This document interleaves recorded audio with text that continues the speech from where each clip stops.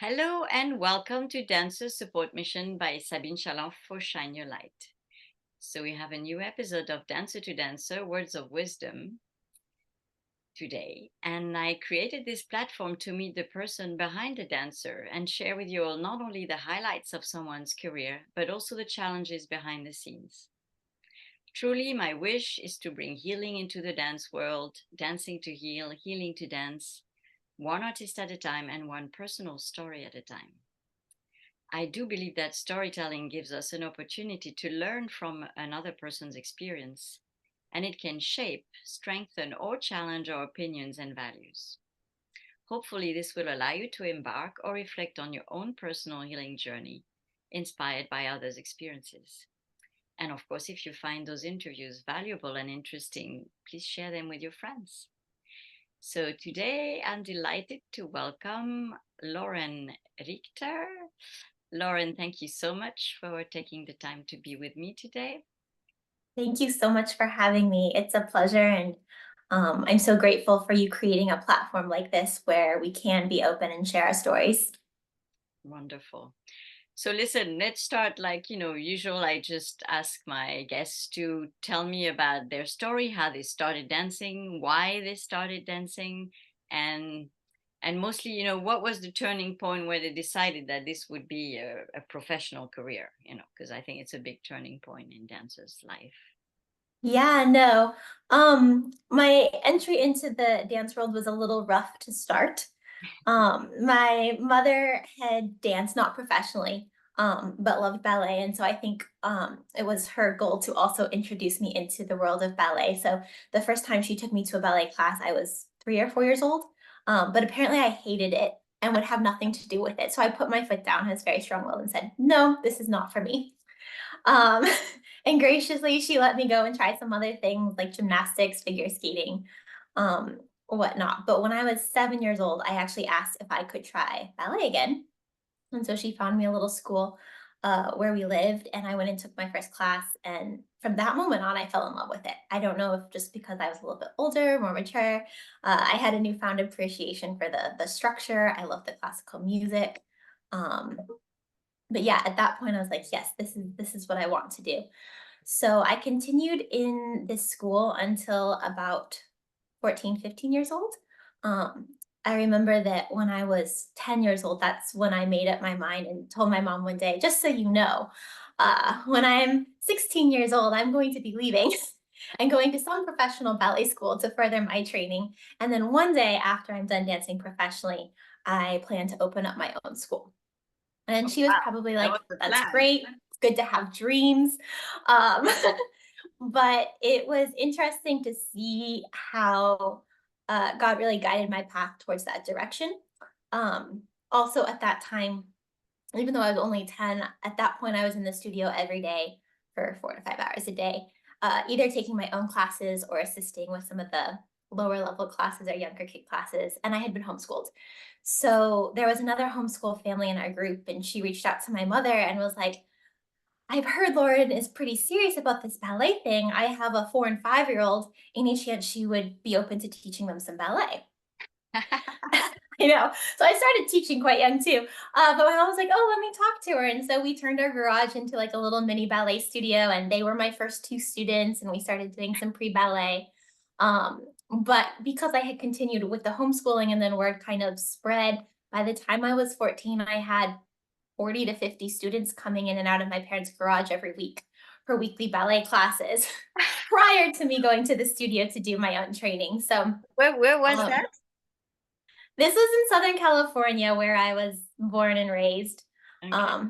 So yeah, from the beginning, teaching was one of the few places I felt free to be myself. I was painfully shy as a child. Talking to other people was a struggle. And I think that's one of the things that I really enjoyed about dance is one, we weren't allowed to talk in ballet class.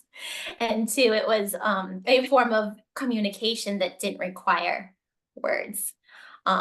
Except for when I was teaching, that's really when I found my voice and felt comfortable and confident in communicating with others. So Yeah, because that's those a two big things kind step of went to do hand in that so hand. young. It is a big step to actually voice yourself in a studio. I mean, it's a complete different Yeah.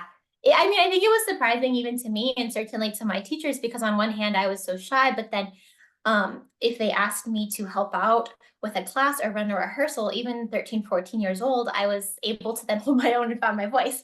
So it was like two different personalities going on there. But yeah, the dance world has been really my way of finding myself and finding a way to communicate with the world in a way I probably wouldn't have otherwise.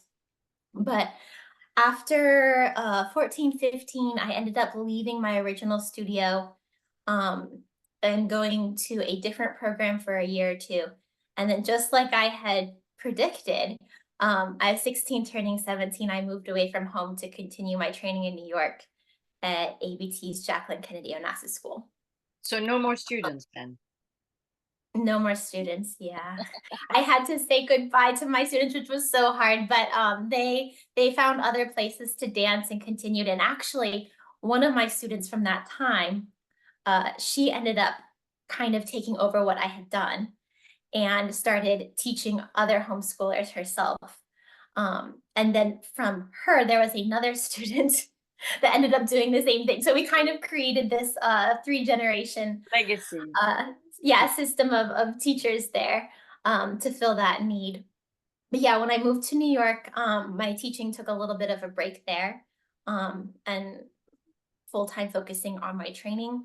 But that period in New York was a struggle for sure. I was in a class of super talented dancers, many who are dancing as principals or soloists in top companies around the world. And I was never really one of those naturally gifted people. I loved it. I worked hard. I tried to be intelligent in how I approached my work. And I think having to figure out how to break things down to other young dancers from a young age helped me also try to figure things out for myself. But my training had kind of been a mix mosh of a bunch of different styles. Um, and I never really had what I would call like vocational training or work with teachers who fully knew how to break things down to the beginning and build it up in the right way. A lot was kind of left up to us to figure it out. And then going to this school, it felt like rather than us being there to learn and grow as dancers, it was up to us to prove ourselves, prove to them that we deserve to be there and that we deserve to be considered for that next step. So this Well, different that atmosphere. allows you a lot of freedom too, in a way, right? Yeah, no, definitely. So it was hard, like feeling like I was on my own trying to prove myself, but then also comparing to all these amazingly gifted dancers where it just seemed to come very easily. And then also feeling like when I went to New York, that would be the place where I could finally get the training that I knew I was still missing and needed. Um, and in some ways I did, but in other ways I felt like there was still holes in my foundation that I wasn't able to get answers for. And I'm like, well, if I can't get answers here, I'm not going to be able to get answers anywhere. Um, this is probably the end of the road for me. And I did auditions that year for a bunch of different companies. Nothing really came of it.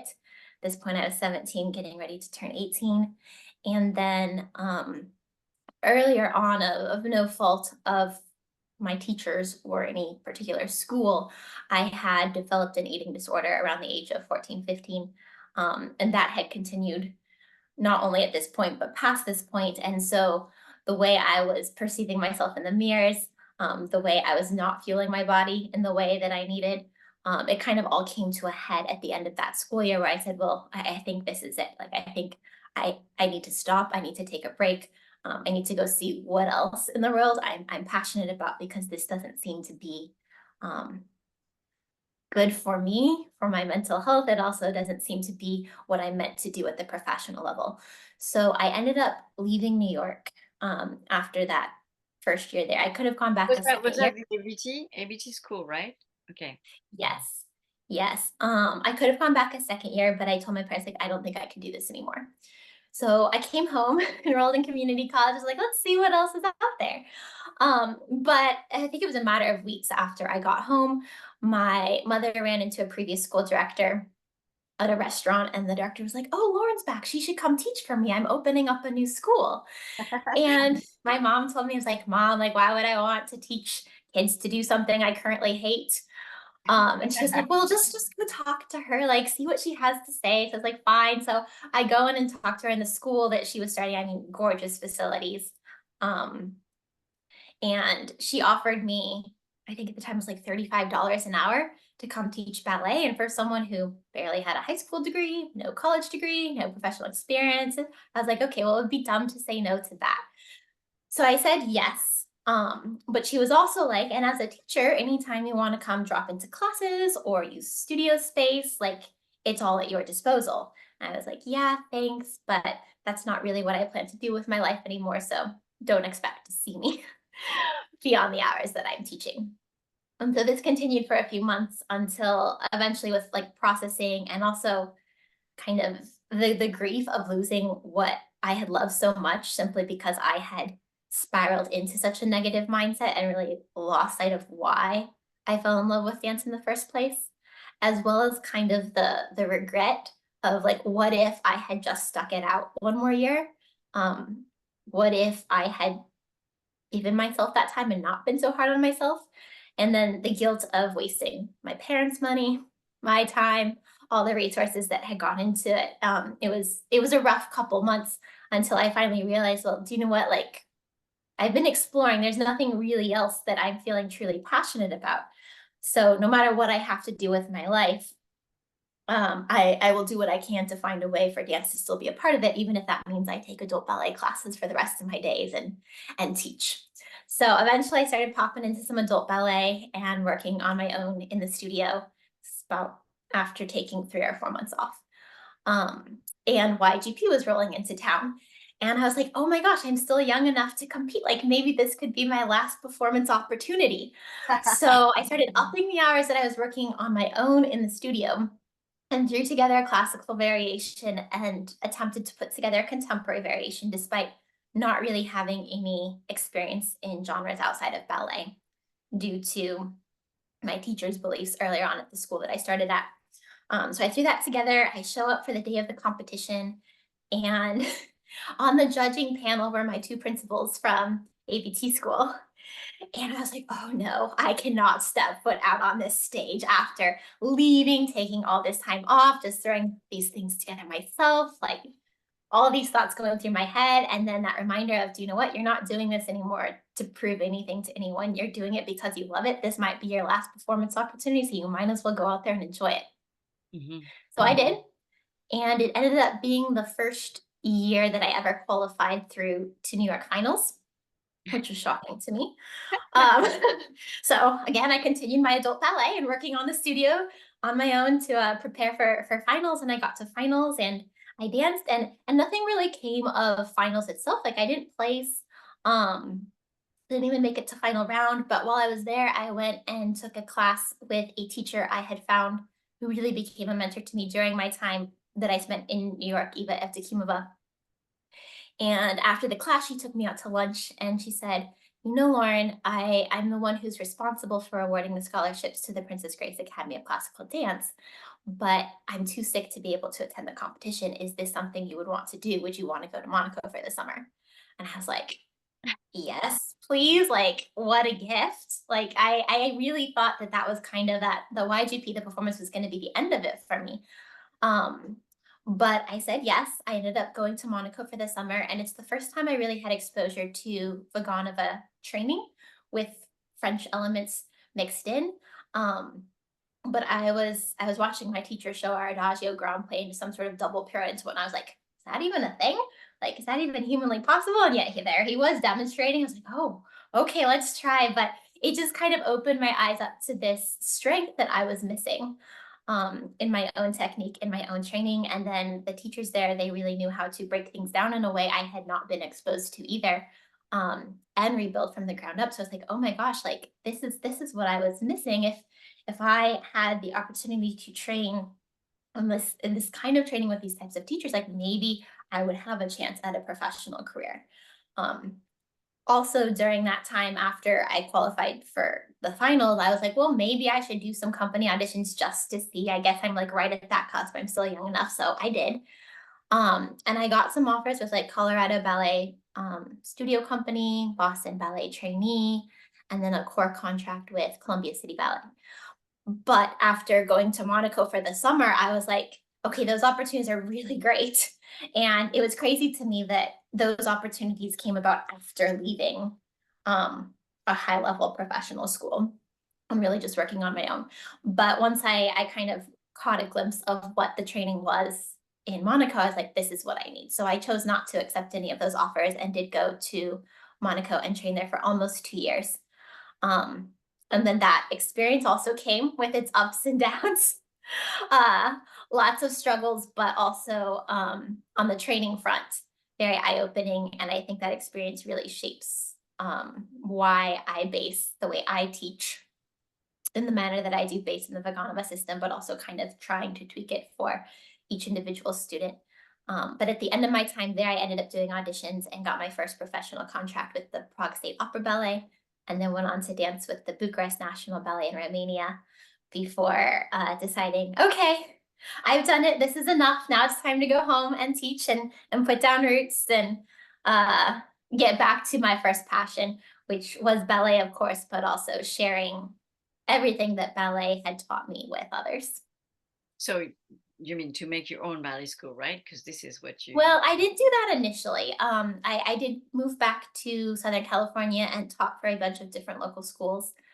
Eventually, I did feel called to open up my own school. Although initially it wasn't going to be a school. I found I found one room space. And at that point, I had also obtained my Pilates certification because it was something I found really helpful in my training when I was young, and also wanted to be able to share that with others. So I had my Pilates equipment and then some Marley laid down. And my intention was originally to start with just private coaching, doing privates in ballet and Pilates. But again, God had other plans. So I got that space, I think, in April. And then by September, there was enough interest in what I was doing that they were like, well, are you going to offer group classes? Are you going to have contemporary? Will there be a Nutcracker? And I was like, I don't know. I haven't gone that far yet. But come September, we had full blown school. And that's how I ended up opening my school. The reason I wanted to go into the private coaching was I wanted to find a way to share with others the training that I had experienced that really helped me, but see if I could do it without the traumas that it came with at my time in some of those schools, and still exists in this day with many of the high level professional schools. Like find out for myself, like, is it possible to train dancers to that level with that kind of training, but in a way that looks out for them mentally, emotionally, and physically in a way I maybe wasn't looked out for myself. So what would you say was the biggest trauma for you?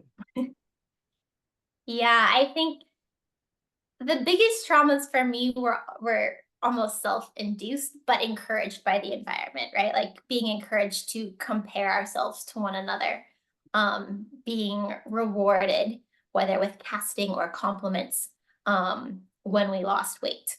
Um, I think what was really hard too is due probably to the eating disorder and the toll that that took on my body. I incurred a lot of injuries, especially when I got um, to those professional schools and was dancing more hours. And when the injuries started to arise, I wasn't always believed that my injury was valid. And being taught to listen to and respect authority, I was told, oh, you need to learn to tough it out. You need to not think so selfishly. Think about the poor starving kids in Africa, and then your pain won't seem so bad.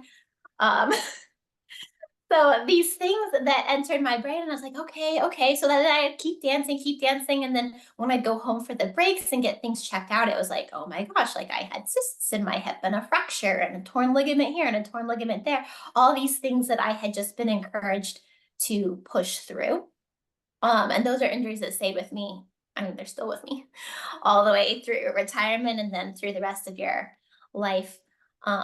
So in those moments, it was a hard lesson for me that at the end of the day, the only person that was going to look out for me and my best interest was me. Yeah.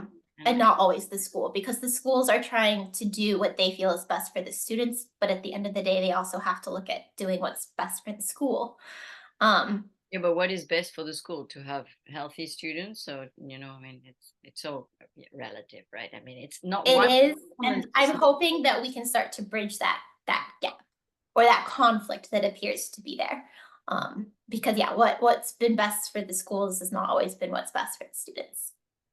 Yeah, well, yes, I mean, it depends how you want to see things, of course, but that's a complete different No, discussion. that's true. I mean, I think what the schools have felt is best for them has not always been what's best for the students. Whether it's, oh, we And don't want people sitting out injured, so we're going to encourage them to keep dancing, or well, it's we more want them to making them. find or fill that physique that we feel the companies will be looking for. So in order for us to be successful, we need to make sure we push that physique. Yeah, but I mean, in the end, you have to teach people to be responsible for themselves, and you also have to trust them. Although, I mean, you have to build trust on both ways, otherwise, this really doesn't work. But I'm interested in, you said like eating disorder. I mean, what would you share that could help? Because this is a very big point. That, and Yeah. sometimes it's so dormant, you don't think it is there, but it's half there, half not there, and a lot of people live their whole career with this, in the background. What made a big difference for you, apart from stopping and going back home? Yeah, I mean that was probably the biggest difference. But like I said, the eating disorder was something that I kind of unintentionally fell into. Um, from a young age, I always had a slender physique. My mom had a high metabolism. I have a high metabolism, but growing up, I ate much like my mom, and she doesn't eat fruits, vegetables, or seafood. She's still perfectly healthy, perfectly fit, but those things were not part of her diet. Therefore, they were not part of my diet. So I went away to a summer intensive where we had a nutrition lecture about the types of things that you should eat um, if you want to be a dancer, and the types of things you should not eat if you want to be a dancer. And I took that very seriously. I was like, oh, well, all the things that I should eat, I don't eat. And all the things I shouldn't eat is the main staples of my diet. So after that intensive, I went home simply with the goal of trying to incorporate more like healthy foods into my diet. But due to already having a fairly high metabolism, just those little switches put me in enough of a calorie deficit that it kind of flipped that switch, as I would say, in my brain where I wasn't able to stop losing weight, and then I wasn't able to go back to eating normally after that point. I think what was hard too about being at that intensive is they tried to provide us with healthy food, but it was food that I didn't like because it wasn't stuff I had normally eaten. So I was starving that whole intensive and would be chugging water at night to try to fill my stomach so I could sleep. But then when I got home and I went back and had a normal meal, it was the first time I felt guilty about eating normally. So that combined with then trying to just eat more healthfully um, put me into this path that it took me 10 years and quitting dance to really start to pull out of. Along the way, I did have teachers who tell me, we're concerned about you. You need to try to put on some more weight. You need to try to eat more. Um, but like you said, I feel like eating disorders are still something that's not widely talked about and still not fully understood. It's a really complicated illness. Even when And my it's mom very, started it's to very get concerned. individual, right? It's like it's not there's not one cure for all. It's really about the person and what they need, and and what they're Yeah, and the way everyone falls into it is different, right? So for me, it was never that I was told I was overweight and I needed to lose weight. I didn't, when I tried to change my diet so that I could incorporate more healthy foods, it wasn't with the goal of changing how I looked. I had never had issues with how I looked before the eating disorder. What's funny is once I kind of started down that path, then I couldn't stand how I looked. It didn't matter how thin I got. What I saw in the mirror was horrifying to my eyes. So it was odd to see kind of that shift in perspective that occurred. But when my mom became concerned, she took me to a physician for a physical, hoping they would tell me that I was underweight, that I needed to do something to fix this. Instead, the doctor just complimented me on my abs and asked if he could feel them again with my mom sitting in the room. So that didn't really help. And then I was taken to a nutritionist also so that they could try to give me some guidance on how to eat better. And what they ended up doing was giving me a very detailed plan on exactly how many calories I needed to eat to gain weight, how many calories to eat to maintain weight, and how many calories to eat to lose weight. was like, oh, this is perfect because I've just been guessing at these numbers, but now I have it completely The math. detailed out. So again, the disordered part of my brain was like, well, we'll just make sure that we always go below the number that it says I need to lose weight. So that wasn't super helpful or productive either. And I was never taken to a psychiatrist, which I do find interesting, but I think it's just due to lack of education back then as well as even now. Eating disorders are a mental illness. They are diagnosed in the DSM-5. So was I ever like professionally diagnosed with an eating disorder? No, because I was never taken to a psychologist. Um, but after getting to the other side of it and now looking back on that whole journey, like, yes, it was a serious eating disorder. But in the end, I was kind of left to my own devices to start to figure it out. I didn't realize there was a problem. Most people don't realize there's a problem until a couple years in. And for me, it was when teachers would start to express concerns. I'm like, okay, well, that's not normal for a ballet teacher to express concern over something like that. As well as when I got the hip injuries, we did some bone scans and my spine, I was like a couple tenths away of being diagnosed with osteoporosis at the age of 18 in my spine. I was like, okay, well, that's not normal either. And then that year when I was doing some of the company auditions, certain auditions, I would make it all the way to the end. Other auditions, I would get cut really early, like partially through bar, if not right after bar. And I'm like, well, that's not making sense. And the thought did occur to me, I wonder if it's because of my weight and I being seen as a liability. So on my CV, I started putting that my weight was actually higher than it was, which again, I'm like, not normal. What ballet dancer does that? Like actually says they're heavier than they are. Like this is not normal, but I went with it. And then there was one director who at the end of the audition asked if I had anyone there with me. And I said, yes, my mom. And they asked if they could talk to my mom. And they said, or they asked her, is she actually the weight that she put on her CV? And my mom probably believed that I was. So she said yes. And I was like, oh, okay. But then I got the contract, and in the contract, it specified that whatever weight that we were hired at was the weight we would be expected to maintain for the duration of the contract. And I was like, well, that's going to be a problem. I can't go there because I'm not actually that weight and I can't get myself up to that weight. So it was interesting to me that that director had asked that because I think they could tell that I was not well, but as long as the number looked okay, it wasn't as much of a liability than if they were to hire me. Yeah, because then it's Um, scientific, right? They measure and they thing, and then they have all the numbers, and but it's very yeah.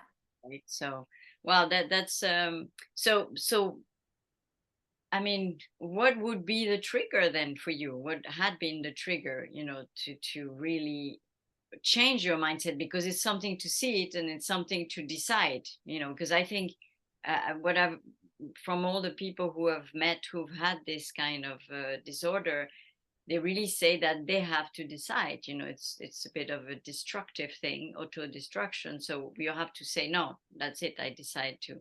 But as you say, sometimes it's not even conscious, so you don't even realize what you're doing. It takes a while. I think that first step is the awareness that, okay, something doesn't seem to be right. The things my brain is telling me seems to be defying logic.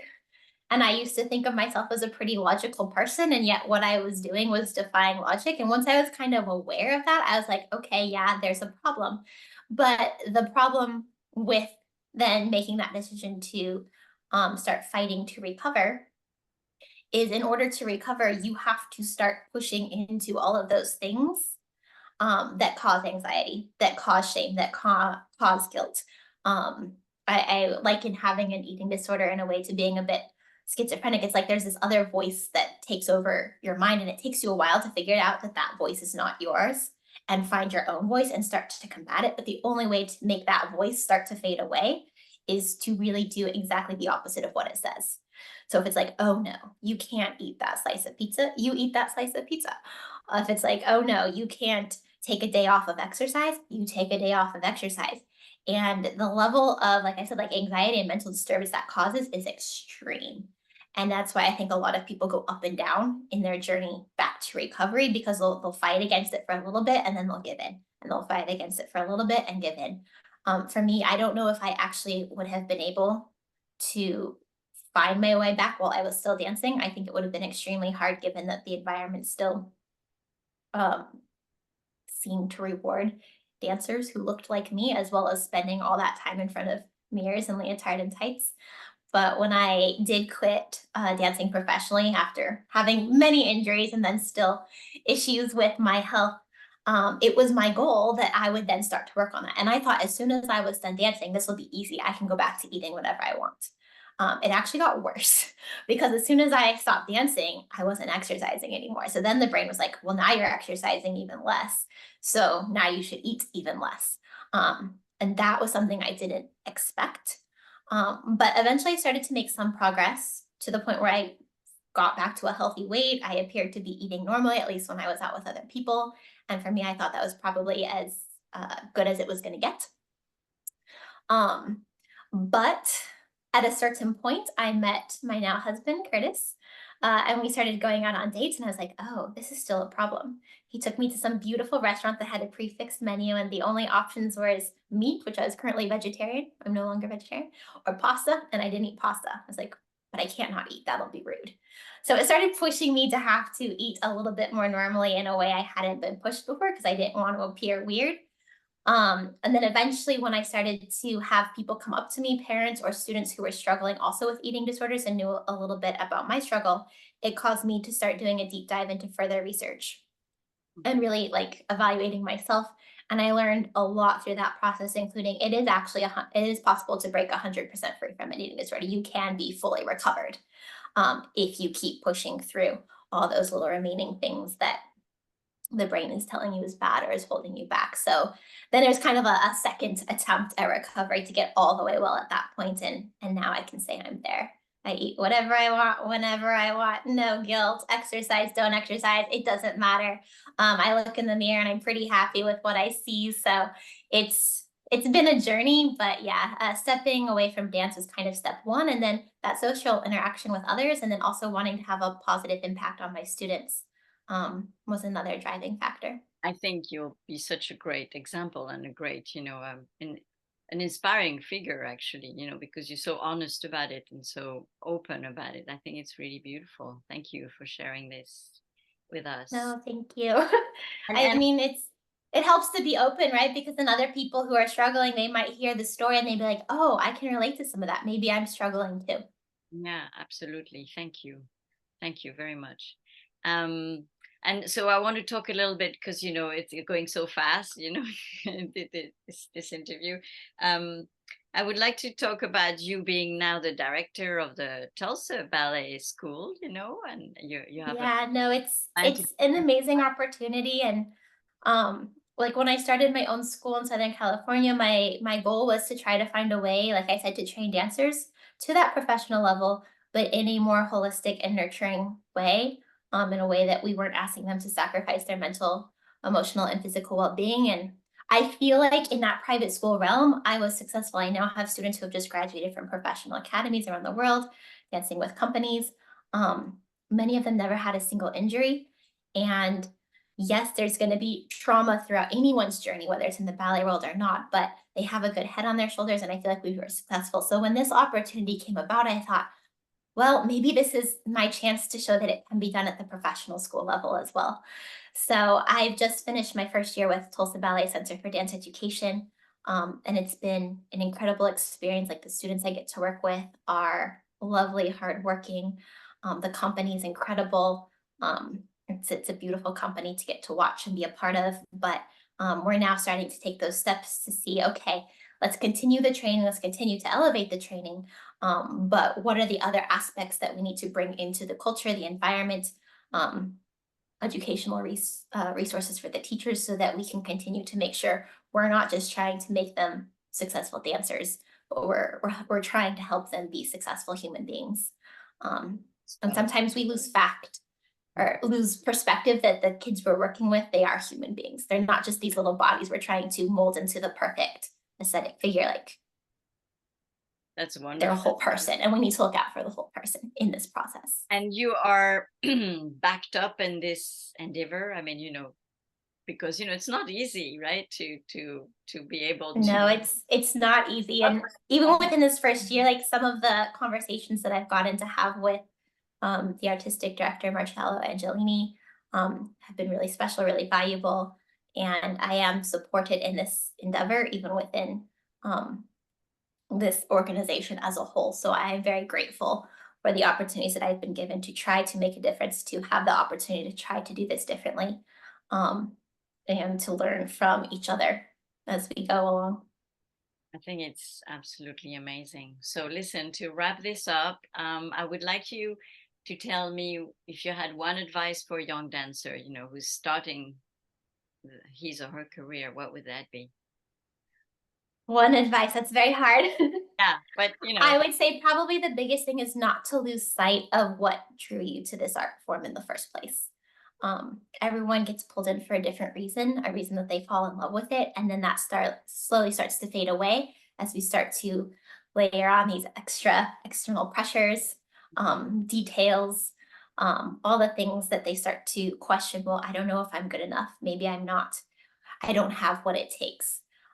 When I quit that first time, I was left with so many what ifs and so many regrets. And I'm very grateful that I got to have another opportunity to then dance professionally. But no matter what those doubts or fears might be, I think if you love it, you owe it to yourself to see it through, and give your best to it. And if it's meant to be, it will be. And if it's not meant to be, um, something better will come your way. And you'll be able to draw on all the experiences that you received through this journey. But yeah, just not lose sight of what made you fall in love with this in the first place. And also, yes, us teachers are there to help and guide you, but ultimately, you know your body, you know what you need to do to take care of your body and your mind. Um, and ultimately, you have to be the one who's going to look out for you, um, if you're going to be successful in this field, and find the trusted adults that will support you, but filter everything that's sent your way, because some of it will be useful and some of it's not useful. yeah, I said in a different way. I say, take everything, put it in your bag, and then, choose from the bag, but take everything because, otherwise you can also close the door and then not take in what is possible. Yeah, no, exactly. I'll be like, even the corrections I give, like they work for me, but you try it. If it doesn't work for you, then that's fine. Throw it away. Um, But yeah, it's a difficult journey, but a very rewarding journey. And for me, it's opened up so many different opportunities and ways to not only see the world, but connect with other people, connect with so many students that I hope that I've been able to positively impact. So I'm it's a sure you journey that's hard, but well worth it. Okay, Lauren, thank you so much for being with us today. And yeah, I wish you the very best with all the, how do you say? I mean, I'm sure you have a lot of ideas. We've talked about it and everything. So I hope, everything can come into No, shape. thank you so much for having me. It's been an honor. Thank you. Bye.